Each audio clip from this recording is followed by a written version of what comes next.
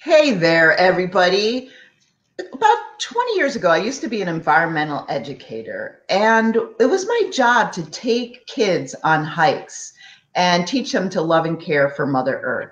And during that time, I would do what's called bring down the veil of silence, and the kids would be quiet for a few minutes while walking in nature. And at other times, I would challenge them to actually not talk about the past and not talk about the future. Is that mindfulness? And if it is, how can we use it in our everyday life? And what were the benefits that these kids experience from this type of mindfulness? Well, if you want to know more about the answers to these questions, then this show is for you, because our guest is Ken Adi-Ring, and he's a Reiki master teacher, healer. He's a yoga meditation instructor, an awesome massage therapist, and a thought leader. And for over 20 years, Ken produced the Mother Earth Festival gatherings and hosted speakers such as Marianne Williamson and Deepak Chopra. Ken, welcome to the show. Well, thank you. I'm glad to be here. So glad that you're here and that you're going to share some of your wisdom with us today. But before we get into the show, I want to welcome all of you who are listening live, listening to the recording. Welcome to the show, welcome to my page, and welcome to the Randy Light Experience. And if you're new to the show, you're probably wondering who I am and what's actually going to happen today. So those are great questions. Let me answer them. First of all, my name is Randy Light, and I am a peak performance coach. I'm a hypnosis instructor and a healer. And for the last 11 years, I've hypnotized thousands of children and adults to get out of their own way and become their best version of themselves. I am the author of The Essential Four and the creator of the Essential Four system. It's hypnosis combined with coaching, and it gives you everything you need to be able to manage your state. And when you manage your state, that means you're in control of your thoughts, feelings, actions, and reactions. And the Essential Four is the protocol or the system to get you from where you are to where you want to be, so you can be in a peak state whenever you want and wherever you want. So the purpose of this show and all of the Randy Light Experience shows, my purpose and passion is to raise the consciousness of humanity and move us forward into love. So today is a great show because our guest is Ken Adi-Ring, and Ken is a healer and a great massage therapist because I've had massages from him. And he has been doing these kind of things, so many different things, teaching mindfulness, teaching self-hypnosis, teaching meditation, and the difference and how they're all connected. So I'm very excited to explore mindfulness and the practical applications with Ken today and how it can lead us into peak performance. But before we get into the show, there's a few more things I've got to share with you. One, if you're listening right now, whether you're listening live or listening to the recording, press the like button, press the love button, and send some of those bubbles across the screen. We really like those, so keep hitting those. And comment. Let us know you're here. Let us know where you're from. Say hello. And when you do that, lots of wonderful things happen. First of all, we know you're here. And when you actually participate, you remember more and you get involved. But also, it lets Facebook or YouTube or anyone else know that something important is happening, and it will go and be seen by more people.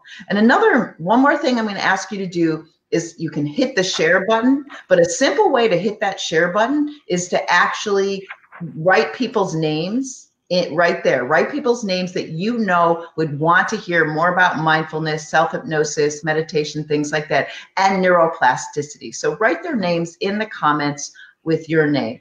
All right, so I think that we are ready to get started. Ken, here you are. Now, let me ask you a question. I just have to, before we really get into mindfulness, what was it like to be around Deepak Chopra or Marianne Williamson? Those are two wonderful people to me that I've read and love and listened to. What was that like? Well, what it was like for me is that, for example, we actually hired a friend who happened to have a limousine, and we went and picked up Deepak Chopra personally from the airport.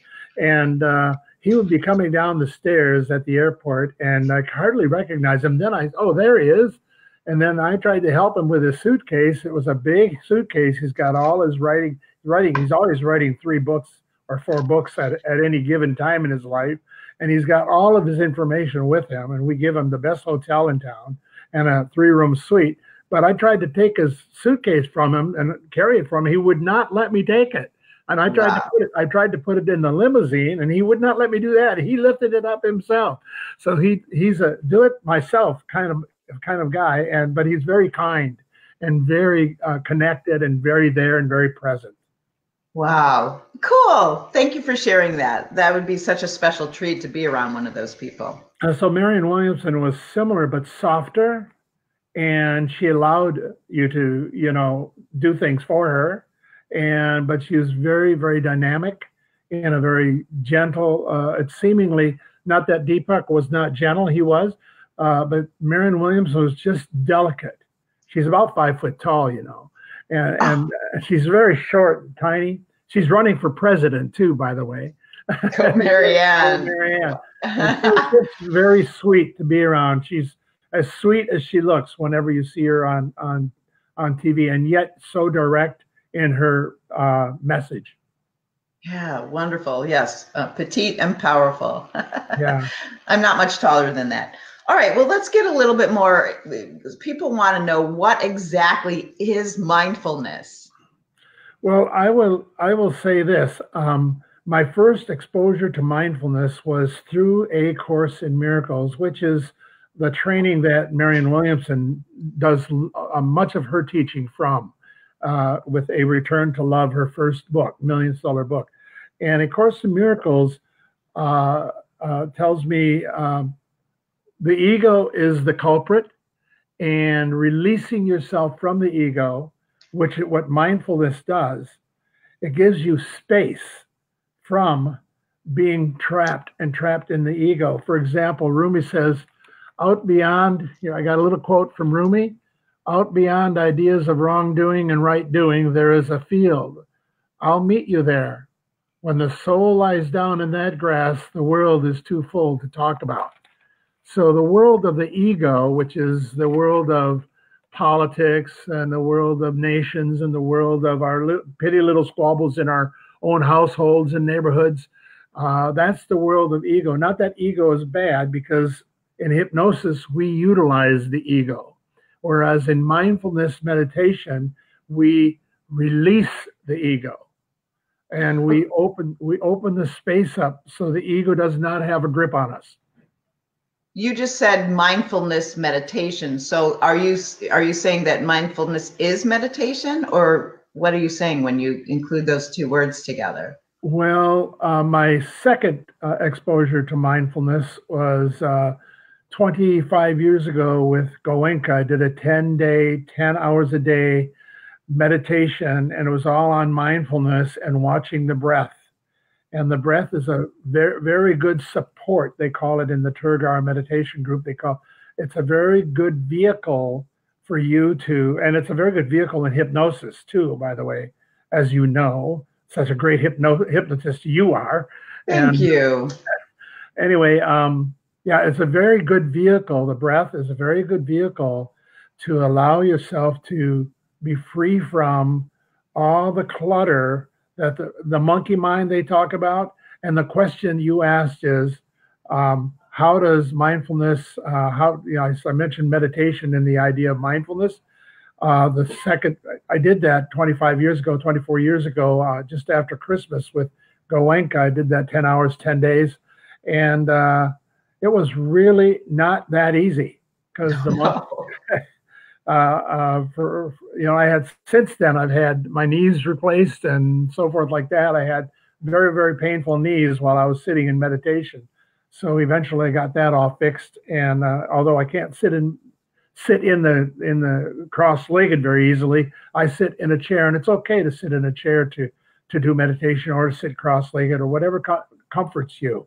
But the way mindfulness connects with meditation is one of the best tools to find your way to mindfulness.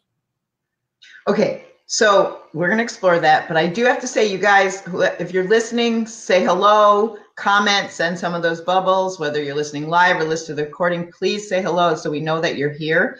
And the other thing is that I forgot to mention is that Ken is going to lead us through 2 different experiences to help us be more mindful, to be able to meditate better, to be able to put mindfulness into our everyday lives and be a peak performer. So I encourage you to share this and let people know about it, because that's going to be a really cool part. And all of the Randy Light experiences the show always has something like that, because my guests and myself always have wonderful things to share. And hello, Stephanie, welcome. Hi, Stephanie. Okay. So let's really delve into what you mean by that. What exactly is mindfulness? I know you spent many hours. So can you sum it up for us? Mindfulness is okay. There's mindfulness, and then there's mindlessness. Mindfulness, contrary to what it might sound like, is not filling your mind with anything. It is emptying your mind and allowing the spaciousness of the emptiness to be filled with the present moment, whatever comes up in a present moment. And you don't have to be in a sitting posture. You don't have to be sitting or taking time away from your day to be in mindfulness. You can be on the bus and practice mindfulness. You can be watching the spring birds, like on your Facebook share earlier. You said spring bird chirping or whatever was your favorite time of year or whatever, where birds chirp, and that is mine too. Spring, of course. And just this morning, I saw 3 squirrels running around one tree, chasing each other, and then they stopped. All of a sudden, stopped. And I noticed they were in mindfulness. They looked at each other. They stopped their busyness. And that is an example of mindfulness. Decrease your busyness and be in the moment, in the now. So how do we do that? Well, how you do that is, like I say, meditation is a very good tool for being in the moment. And a lot of people say, oh, I can't meditate. Or some people I've heard say that. Everybody can meditate unless you have a mental illness or a disease of some kind. Everyone can meditate. However, and also even pain in your body can be a support for meditation. So how to get to mindfulness? Mindfulness is there's no trick to it. It's just simply being present in any moment that you're in. The past is the past, the future is the future. And if we're belaboring what we did in the past, we're not in mindfulness. We're in the past.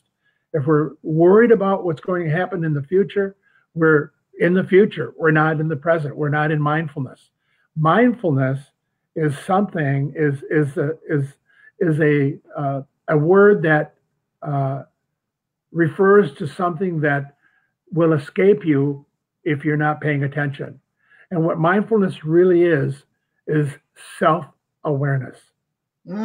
Self-awareness. Being self-aware. And we teach that in hypnosis too, especially self-hypnosis, to help people to be self-aware and to make their own, make their own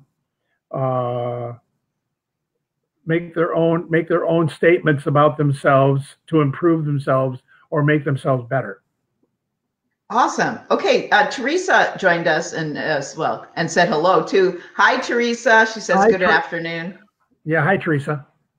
And if you guys got questions, this is a good time to ask those questions. So being in the present, so 20, 30 years ago, before mindfulness was a thing, that's what I was doing with those kids, giving them different tools to start a mindfulness thing or to get some ideas in their head, but you don't always have to be talking about where they were. So what are the benefits of being in the present? What are the benefits of being self-aware? Well, I'll tell you one thing, when you see a figure skater doing a triple, what do you call it? Triple Twist. or a twist. They're not thinking about last night's dinner. They're in the moment. And sports, peak performance sports, are another way to be in the moment, in mindfulness, because you can't be anywhere else when you're doing top level sports, and vice versa. Every day that you're walking down the street, you can take a step. There's such a thing as walking meditation that we are trained to do also in our meditation groups. You can take a step mindfully, like how does the heel touch the sidewalk or the grass that you're walking on, and then the foot, then the toe, and then how do you move forward from there onto the next foot? Just being aware of yourself in everyday life can be a boon and help you to become more stronger, more connected to your own mind and the openness that it can afford you in your life. And then doing those everyday little practices of being mindful, you don't have to do it all day long. Just do it for 5 minutes. Many times, short times, is just as valuable as sitting for a half an hour practice in the morning or in the evening, whenever you choose to do it in a meditation. But many times,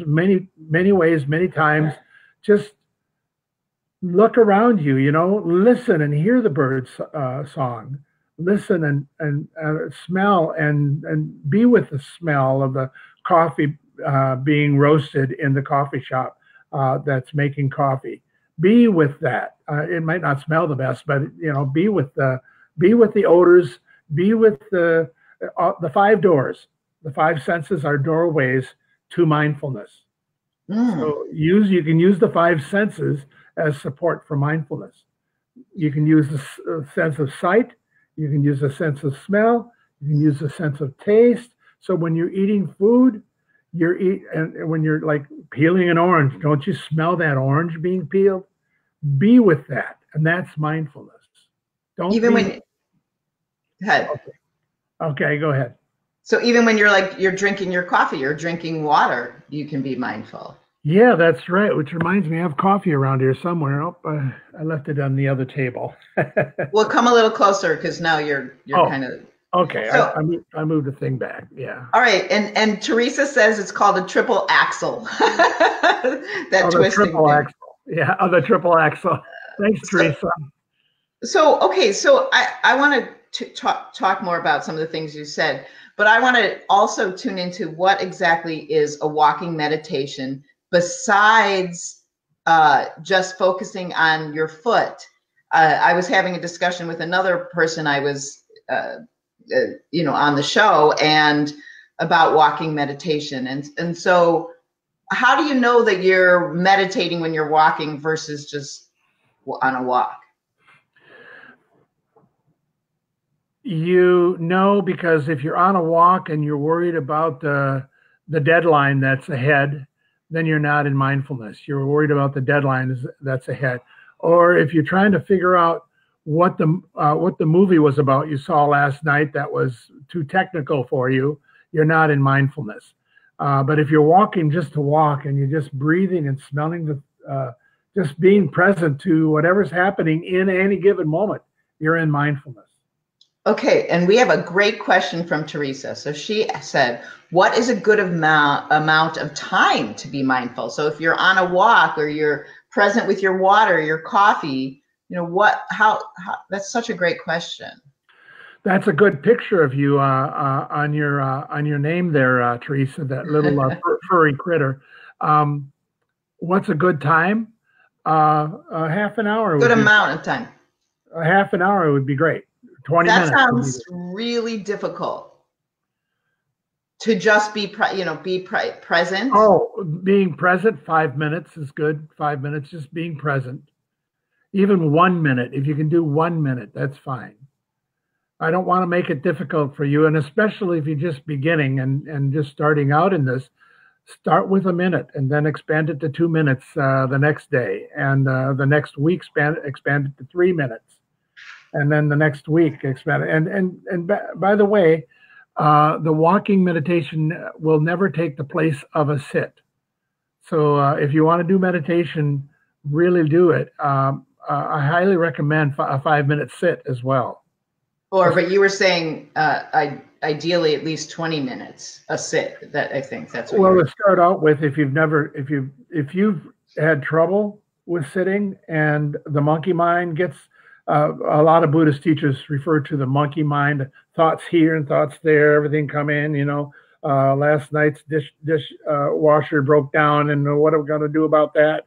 And the movie I know the movie I'm going to see, the theater I'm going to go to, all these thoughts, that problem that I'm working on and whatever, all these thoughts are coming through your mind and you want to try to, you don't go like, I want to stop that thought.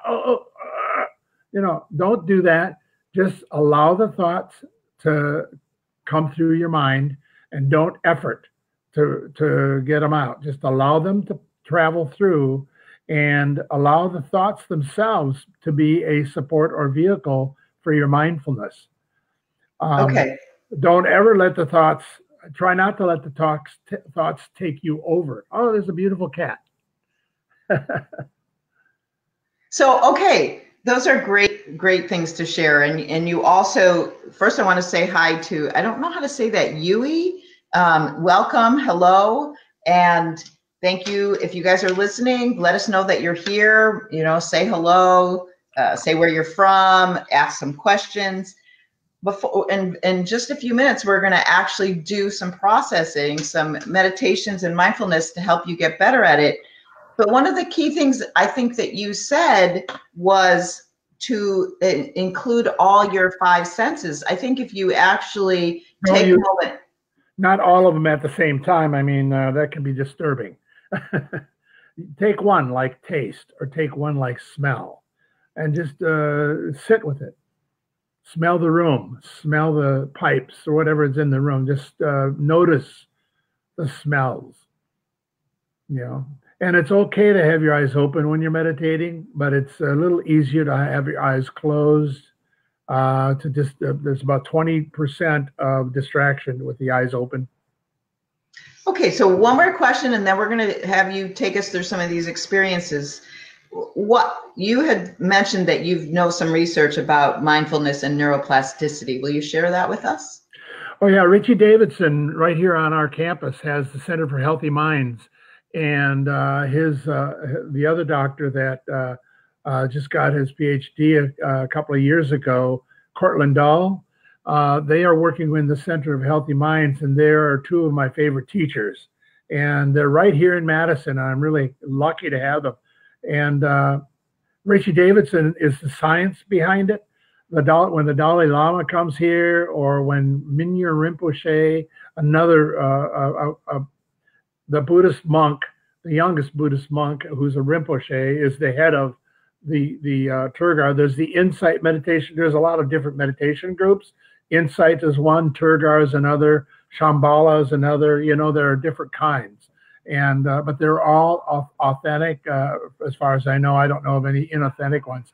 I would say the question you asked was, what about the science, or what about the evidence? So there's a lot of science. There's a lot of science behind it. Quite a few Harvard and Yale neuroscientists and Richie Davidson. In fact, a friend of mine went to a conference out east, and she was in this conference about the science of meditation, and she mentioned it to the people that were there, that she's from Madison, Wisconsin. And they said, well, why don't you just go and study with Richie Davidson, the master of all this science, And so Richie Davidson, he's written 2 books, and I couldn't find my books, so I couldn't get a quote out of the book for you right now, but I couldn't find my books. I have one of his books here that's supposed to surface itself when you want it, but it didn't. But look him up, Google him, Richie Davidson, and you will find a lot about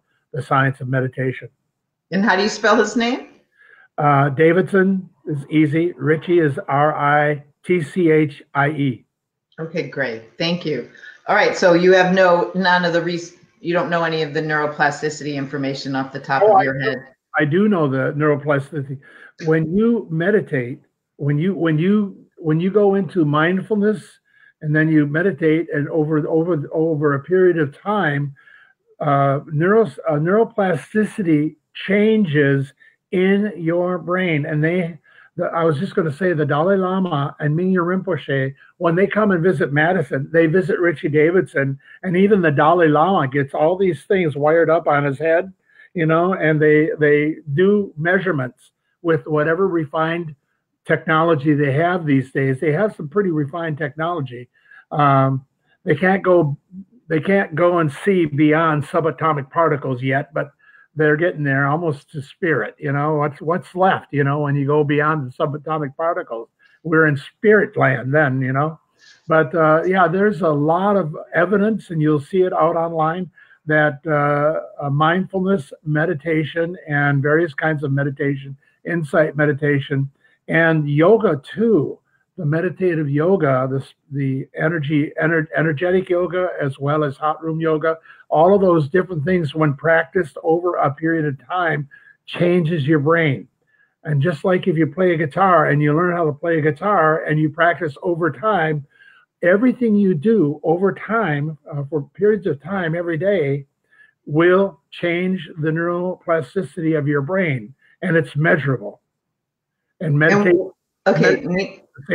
The meditation will change, and you will get better. The monkey mind will tame down. You will be able to tame that monkey mind. Won't get rid of it completely, because you're in a human body with a brain, and you got lots of stuff going on around you day to day. So, but the more you meditate, the only difference between the Buddha and me is the Buddha meditated longer. That's the only difference. You're catching up. Okay. All right. Well, so it's time we need to get into doing some of those things that you said you were going to do, the experiences. So if any of you are listening right now and multitasking, I encourage you to stop, because I'm pretty sure these are closed eye processes. So stop what you're doing, and Ken, go ahead and share what you're going to do, and go for it. I want to give you a process right now called body space awareness. And I want you to know that awareness is the bottom line. Awareness. There's nothing else. Awareness is it. There's nothing else. And there's another quote I want to quote quickly. There is nothing outside you. Heaven is not a place nor a condition. It is merely an awareness of perfect oneness, and the knowledge that there is nothing outside this oneness, and nothing else within. And mindfulness gets you in touch with that. And Deepak Chopra talks about the gap. Okay? Occasionally when you're in a meditation, and I'm going to share this with you now, and then we're going to do the process. When you're in meditation and your eyes are closed and you're breathing, occasionally you'll get a space in between this thought and that thought. And that space will widen with practice. That's the gap. When you can go down into that gap, you'll find wonderment. You'll find light. You'll find joy, peace. Okay, so nice. Yeah, so there's a lot more to say about that, but we don't have that much time. So no. Here we go. Body space awareness. So I want you to sit comfortably, and what is your purpose for sitting? And what is your reason? What is your purpose? And we want to go beyond the purpose. We want you to go deeply and as you can, and just feel and breathe into these different spaces. Bring awareness to the top of your head.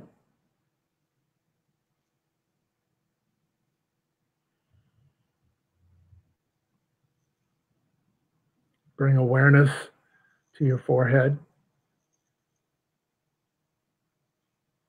awareness to your face.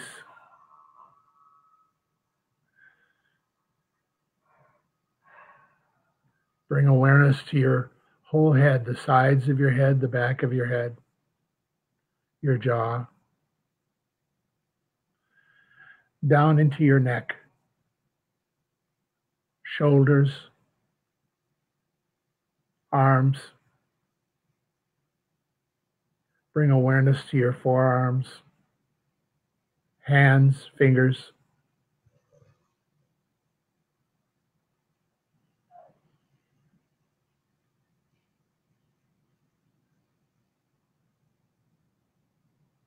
Bring awareness to your back, the upper back, the spine, middle back, lower back.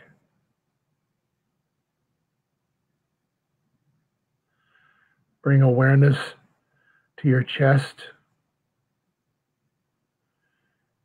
your diaphragm, and notice how it is that you are breathing deeply into your abdominal region.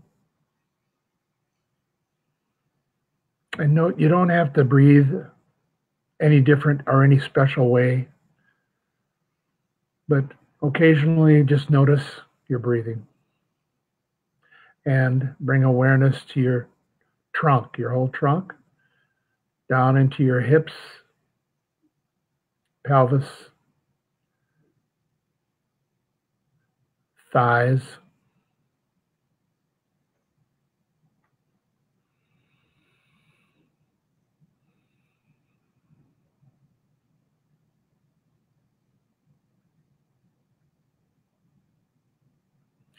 bring awareness to your knees,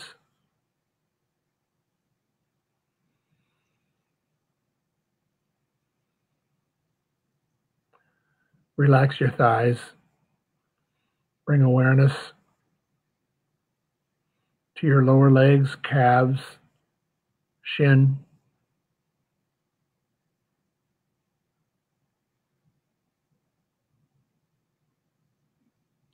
bring awareness to your ankles,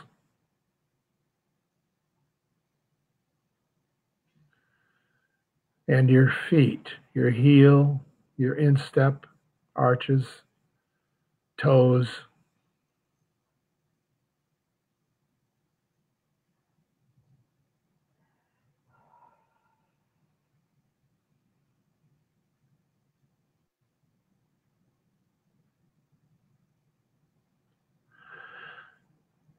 Now bring awareness to your whole body. Bring the awareness all the way back up your body and feel the awareness of your whole body as a continuation, a continuum, a unit of continuation of the space around you. Bring awareness to the front of you, the back of you, the sides of you. Feel the space around you.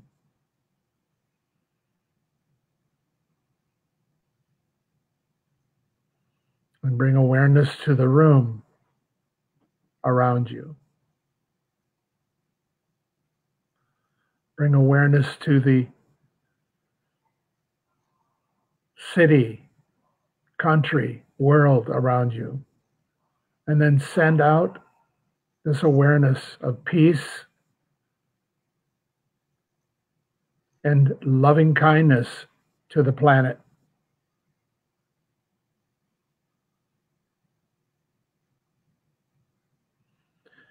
And release the planet in your next breath from pain and suffering.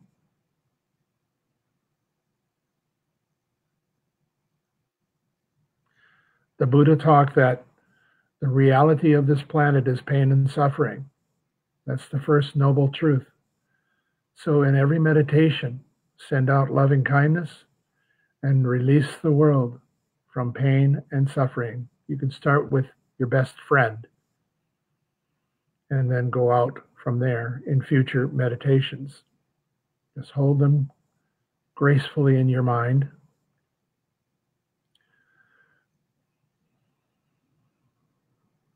and send them love. And it's all about love. And then come back now. Come back, and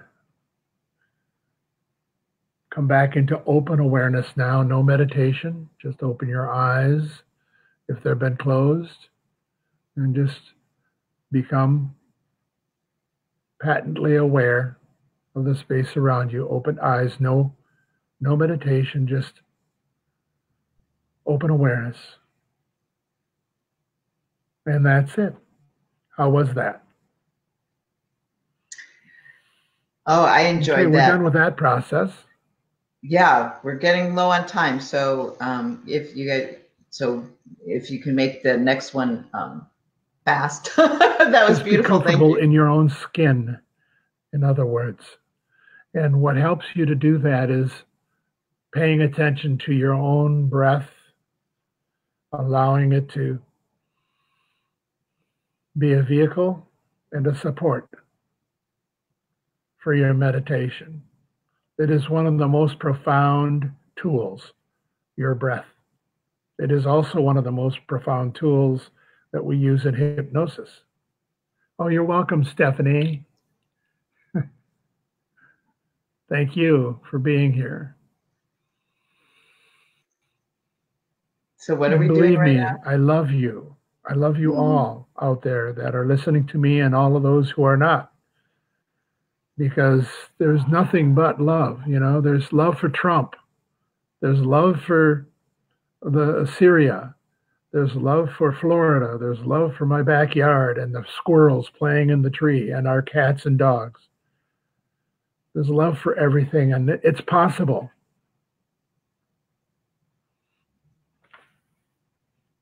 Thank you. When you have more love, when you have more love in your life, that will change your brain plasticity too. More love, more expressions of love will change your neuroplasticity. It will. Anger and negative emotions will also change your brain plasticity if that's more of what you have in your life. And you don't want that. Okay, so the next thing, apparently, I'm to do the next thing now. I want you to just, it's a different kind of tact we're going to have. I want you to become just calm inside of your own skin.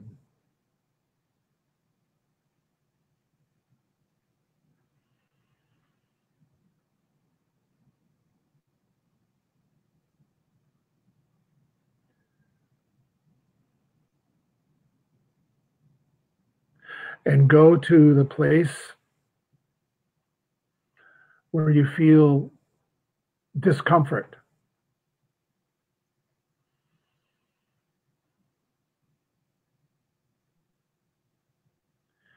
And send love to that place where you feel discomfort.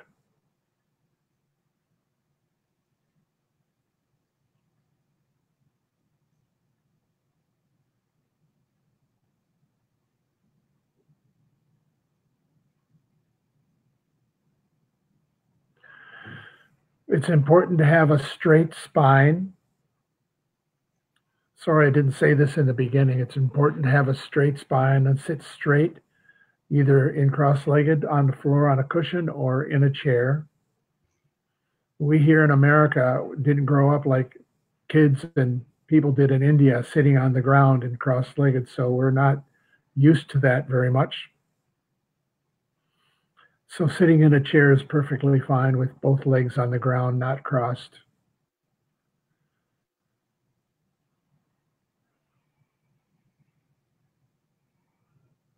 So this is a mixture of self-awareness and mindfulness with a little hypnosis, self-hypnosis. And many of you are very familiar with this, but this could be used. You could use words, a mantra or a or a set of words like every day and every way I'm getting better and better as a mantra, or Ong Namo Gurudev Namo, or any mantra that you might have or you might have learned in your studies. You can use a mantra going over and over in your mind.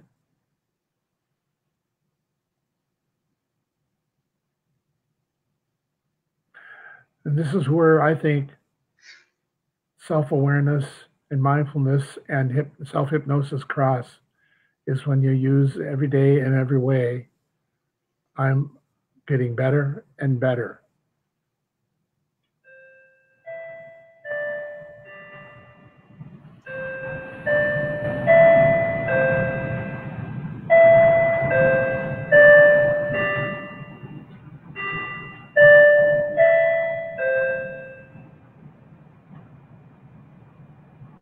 Okay, thank you. Are you there, Randy? I'm here. Thank you. Hey, Randy. Thank you. Thank you for all of that and giving us different ideas and ways to do self-hypnosis, meditation, and mindfulness. I really appreciate that. And we're coming towards the end of the show. Yes, I have a couple things that I'd like to say. Are we done? Hello. Can you hear me? You can't hear me? Can you hear me, Ken? Can you guys hear me? Well, I can hear me. Let's see. What else do I have? I will, if you're still watching, I have something else here. Meditation is practiced in many schools of Buddhism, of mental development. Ken? So mindfulness of body, mindfulness of feelings or sensations, mindfulness of mental processes, mindfulness of mental objects or qualities. Those are the four frames of references in mindfulness, according to Buddhist teachings. The mindfulness of body is kaya sati. The mindfulness of feelings or sensations is vedanasati. Mindfulness of mind or mental processes is citta-sati. Mindfulness of mental objects or qualities is dhammasati. Okay, I'm gonna guest you in here. Yeah. Ken, you can't hear me right now? I don't know how to guest you in. Okay, so you guys, can you hear me right now? What do I do? Just stop talking. I'm gonna finish up the recording. I don't know what's going on. I think you should. The screen went blank. I'm on the screen in the corner there, but there's a big black part of the screen, and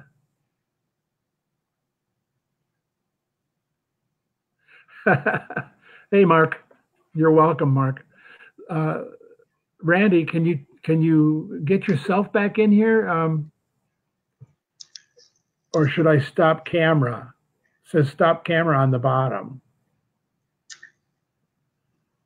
Can you guys hear me? Yes, hear me? Please, Mark, can you hear me? Please say something if you can hear me. Guest me here. I'm not sure what's going on. We're going to end. Maybe gone over this. I'm not sure.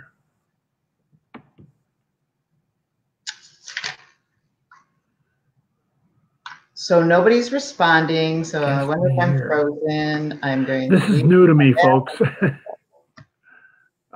Guest me.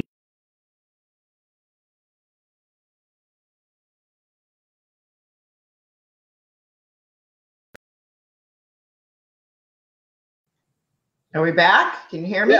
Yeah, now we're back. Well, it looked like I was doing fine, but nobody was responding. Okay, so we're going to finish up with the show right now.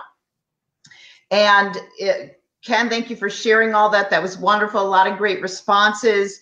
And if people want to learn more from you or find out more, learn or anything, get in touch with you. How do they get in touch with you to find out more? Oh yeah, I want to give a free call consulting in either meditation or mindfulness or self-hypnosis. And you can call me at 608-444-3683.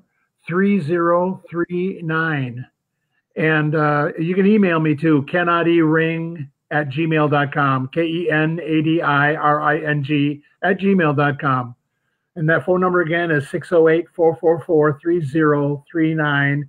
And the website, welllife.org, WELLIFE.org. We have a show coming up at the 30th and 31st of March, the Well Life Expo. Google it. 2 L's, one word. Cool. Oh, wonderful. You guys, I encourage you to reach out for that free consultation. If you've got questions, that's a great thing. And I have to share with you a couple more things. On March 30th, there's a 1 million meditators getting together. You can, I'm going to do a hypnosis meditation at 12:15 Central Time.